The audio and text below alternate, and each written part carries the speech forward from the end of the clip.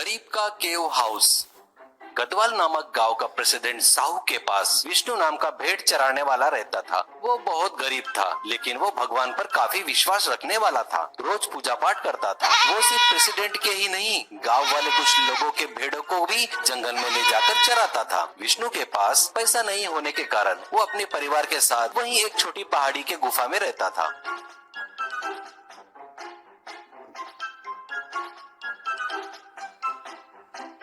उसके जैसे और कुछ भी गरीब लोग भी गुफा में रहकर भेड़ चराते थे।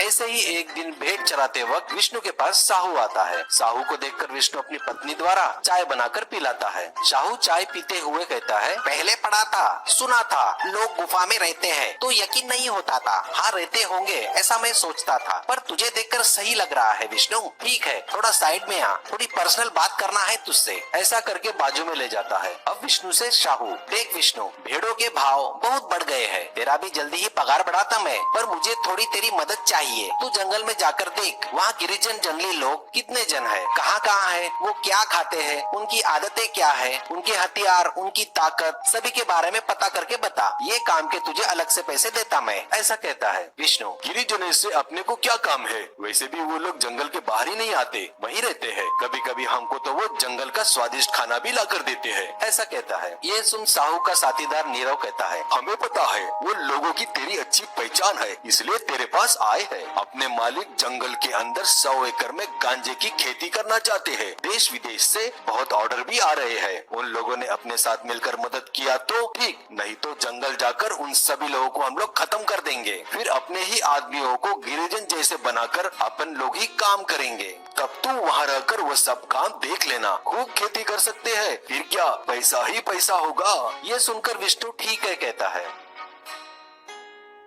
फिर उसके अगले दिन विष्णु जंगल में जाकर गिरिजनों के सरदार जुम्बो को ये पूरी बात बताता है। ये सुनकर सरदार, इंसान समाधानी रहा तो ज्यादा जिएगा, नहीं तो जल्दी मर जाएगा। विष्णु, तूने मुझे पूरी बात बताया ना, तू चुपचाप रहे। एक काम कर, प्रेसिडेंट को कल तेरे गुफा के पास बुला, मैं उनसे वहाँ आकर बात करूँगा, ठीक है? ये सुनकर विष्णु वहाँ से जाकर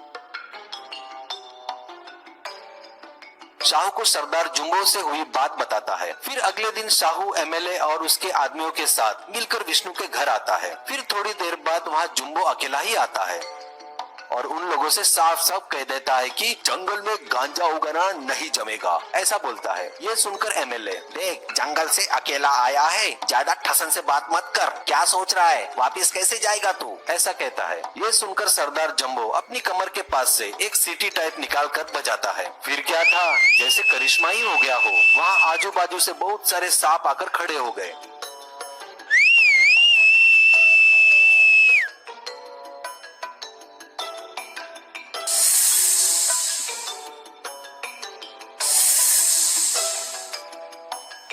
अब जुम्बो एमएलए से कहता है, देखा क्या मालिक, जंगल में उंगली करोगे ना तो मैं ही नहीं, वहाँ रहने वाले कीड़े मकोड़े तक मैदान में उतरेंगे। उन लोगों का घर है वो जंगल, उसे कैसे बचाना है उन्हें बहुत अच्छे से मालूम है। इनको देखो, इन सांपों में से कुछ सांप को देख के काटने की जरूरत नहीं है। तुमने अगर उसे छुआ भी ना तो तुम गए समझो। ये जंगली विषैले झाड़ों के बीच घूमते रहते हैं ये। अब ये सांपों ने तुम लोगों को देख लिया है। सोचो, ये अगर तुमसे बदला लेने की ठान लेना, तुम तीनों लोग में कहीं पे भी छुप जाओ, तुम्हें ढूंढकर काट के मार डालेंगे। सुधर जाओ, जंगल में आकर ये वो करेंगे करके सोचना छोड़ दो, नहीं तो तुम सबकी खैर नहीं, एक भी आदमी जान से नहीं बचेगा। ये सुनकर एमएलए के साथ साथ सारे उसके आदमी माफी मांगकर वहाँ से भाग जाते हैं।